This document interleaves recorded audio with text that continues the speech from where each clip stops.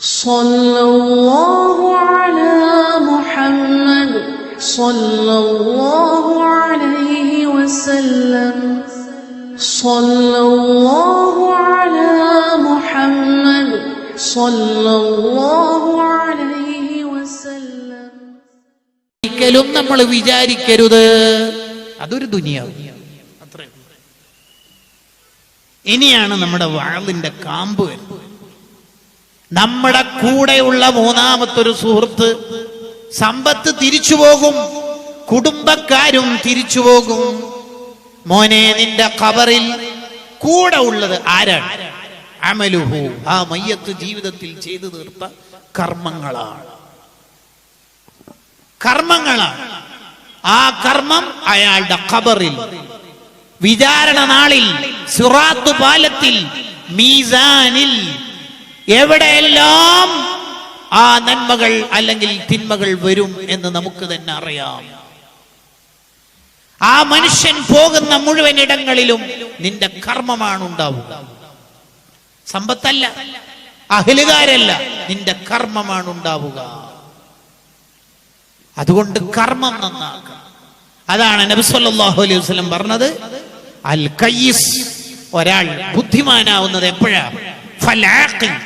ഒരാൾ ബുദ്ധിമാനാവുന്നത് മന്ദാന നഫ്സഹു, സ്വന്തം ശരീരത്തിന് ഇടയ്ക്കിടെ വിചാരണ നടത്തും.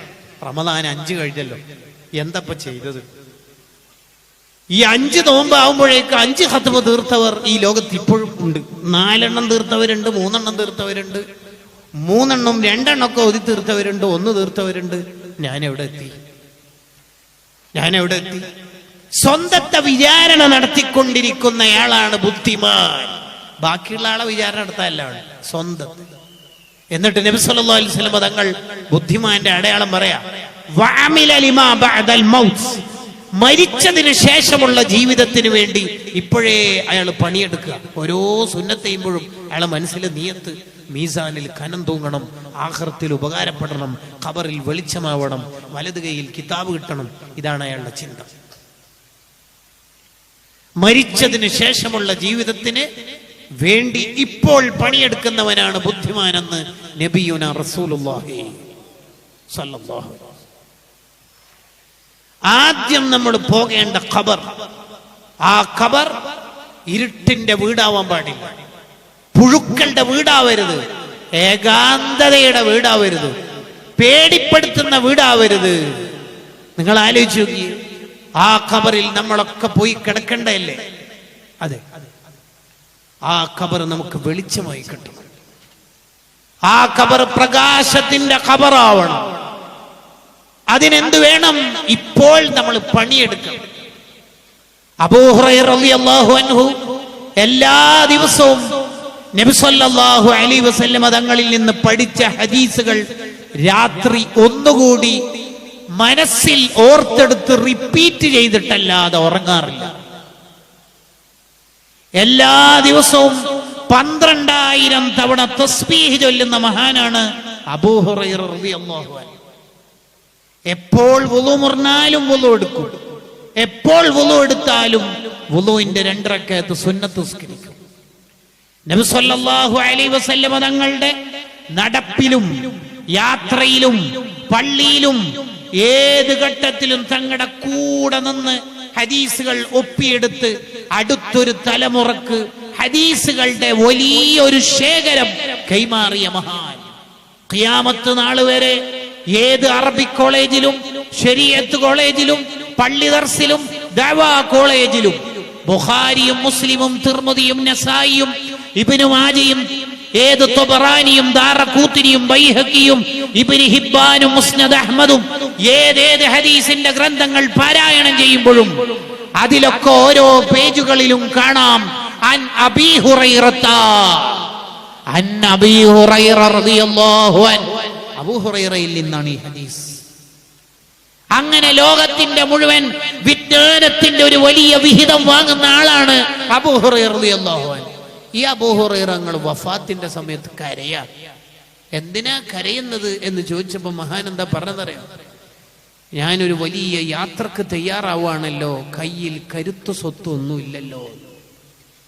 ഈ ചരിത്രം വിശദീകരിച്ച് മഹാന്മാര് ചോദിക്കുക, ലഗേജ് ഫുള്ളായ മഹാന്മാര് കരയാ, നമ്മുടെ കയ്യിൽ എന്തുണ്ട് മോനെ എന്നിട്ട് നീ ചിരിച്ച് കളിക്കുക. അലി റളിയല്ലാഹു അൻഹു രാത്രി കരയും. എന്തിന്? നാളെ മരിച്ചു കഴിഞ്ഞാൽ ഖബറിലെത്തുമ്പോൾ എന്റെ കയ്യിൽ എന്തുണ്ട് എന്ന് ആലോചിച്ചിട്ട്. ലഗേജ് ഫുള്ളായ മഹാന്മാര് കരയുന്നു. അവിടെ മഹാന്മാരുടെ ഒരു ചോദ്യമുണ്ട്, നീ 2-3 ദിവസത്തെ യാത്രക്ക് തയ്യാറായി, വഴിയിൽ നിന്ന് എവിടെയും വെള്ളവും ഭക്ഷണവും കിട്ടാനില്ല, നീയാണെങ്കിൽ ഇട്ട ജോഡി ഡ്രസ്സുമായിട്ട് പോയതാ, ഒരൊറ്റ പണവും എടുത്തില്ല, അക്കൗണ്ടിലും ഇല്ല, ക്യാഷും ഇല്ല, ഒരു ഫുഡും ഇല്ല, വെള്ളവും ഇല്ല, എല്ലാവരും സുഭിക്ഷമായി ഭക്ഷണം കഴിക്കുമ്പോൾ നീ അന്ന് ടെൻഷൻ അടിച്ചിട്ട് എന്താ കാര്യം? അന്ന് ഖേദിച്ചിട്ട് എന്താ കാര്യം? യാത്രക്കൊരുങ്ങുമ്പോൾ യാത്രന്റെ കരുത്തു സ്വത്ത് നിന്റെ കയ്യിൽ വേണ്ടേ? 2 ദിവസത്തെ 3 ദിവസത്തെ 4 ദിവസത്തെ യാത്രക്ക് അജ്മീറിലേക്കോ മറ്റോ പോകുമ്പോൾ, മരുസാഗറിലും എറണാകുളം ഓക്കെ എക്സ്പ്രസിലും കയറുമ്പോൾ നിന്റെ കയ്യിൽ ഭാണ്ഡങ്ങൾ ഉണ്ടല്ലോ. എന്തിനാ?